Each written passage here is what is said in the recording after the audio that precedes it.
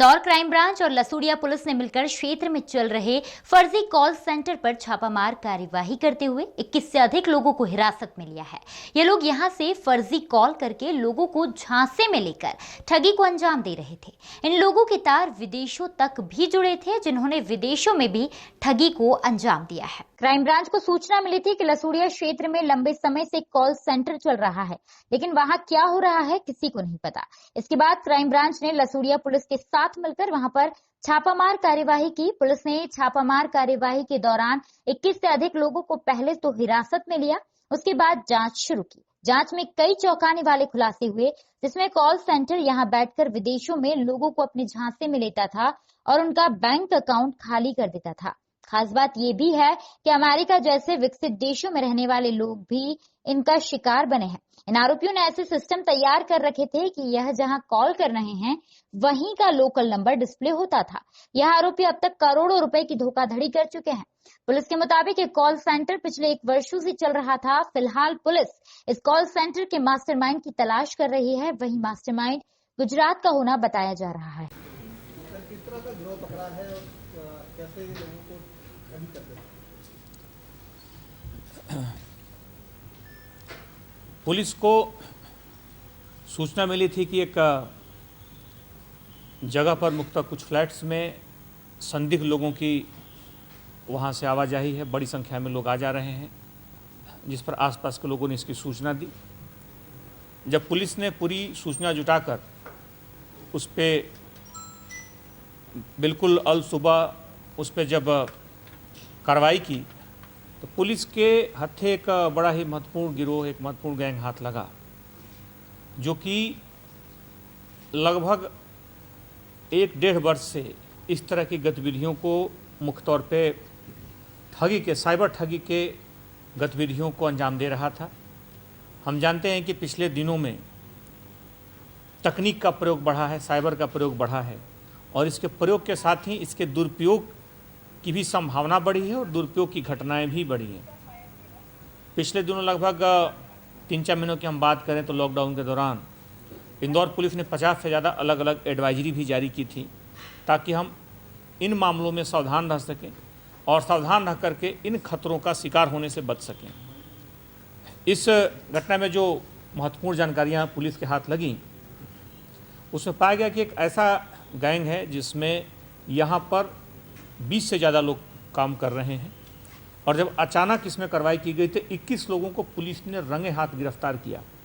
इसमें हर व्यक्ति के पास अपना एक अलग कंप्यूटर था, एक पूरा सिस्टम था और इनका शिकार दूसरे देशों में रहे हुए वो लोग थे जो साइबर तकनीक का उपयोग करते थे, जो मुख्य तौर पर हम जानते हैं कि आजकल की डिजिटल दुनिया में, डिजिटल होती जा रही दुनिया में, चाहे हम पैसों से खर्च करने के साथ साथ हर तरह के भुगतान के लिए डिजिटल माध्यमों पर निर्भर होते जा रहे हैं।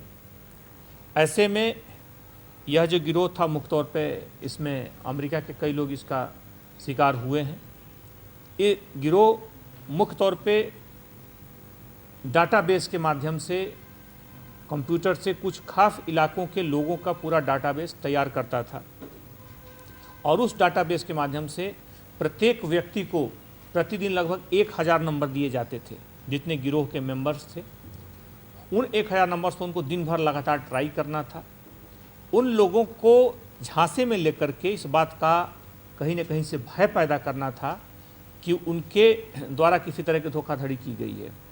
मसलन कोई पुलिस अधिकारी बनकर फ़ोन करता था कि उनके किसी गाड़ी में किसी तरह का कोई ड्रग्स पाया गया है।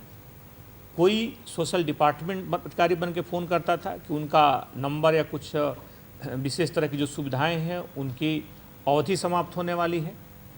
कोई उनके द्वारा कोई और बैंक फ्रॉड करने की भी कुछ ऐसी घटनाएं जिसमें कि लोगों को बताया गया कि आपके इस नंबर के द्वारा बैंक फ्रॉड किया गया है और इसके माध्यम से व्यक्ति में एक भय पैदा किया जाता था। समान तौर पर कई बार लोग फ़ोन नहीं उठाते थे। ऐसी परिस्थिति में वॉइस मेल बॉक्स का सहारा लिया जाता था, यानी कि वॉइस मेल बॉक्स के माध्यम से एक मैसेज छोड़ दिया जाता था और कॉल स्पूफिंग के माध्यम से, पूरी तरह से कॉल स्पूफिंग के माध्यम से वहाँ का लोकल नंबर उस पर डिस्प्ले किया जाता था। ऐसे तकनीक का दुरुपयोग करते हुए व्यक्ति को इस बात का कहीं ना कहीं एक ऐसा विश्वास होता है कि शायद ये जो कॉल आ रही है उसके शहर के ही किसी बगल के किसी सरकारी संस्थान का कॉल है, जो कि शायद उसके द्वारा गलती से या हो सकता है किसी और कारण से उसका नंबर आ गया है, और इस बारे में वो व्यक्ति फिर पलट करके वॉइस मेल बॉक्स से उस नंबर पे कॉल खुद लगाता था। वो अपना पक्ष रखने के लिए फ़ोन लगाता था, जिसके बाद से ये जो पूरा आपराधिक गिरोह है उसको देख करके पूरी तरह से उसे बातों में लेता था। इनके जितने भी इस तरह के एम्प्लॉइज थे, जितने भी इस तरह के इस गिरोह के सदस्य थे, उन्हें 2 महीने की एक ट्रेनिंग दी जाती थी, जिस ट्रेनिंग में 2 चीज़ें बड़े महत्वपूर्ण ढंग से इन्हें सिखाई जाती थी।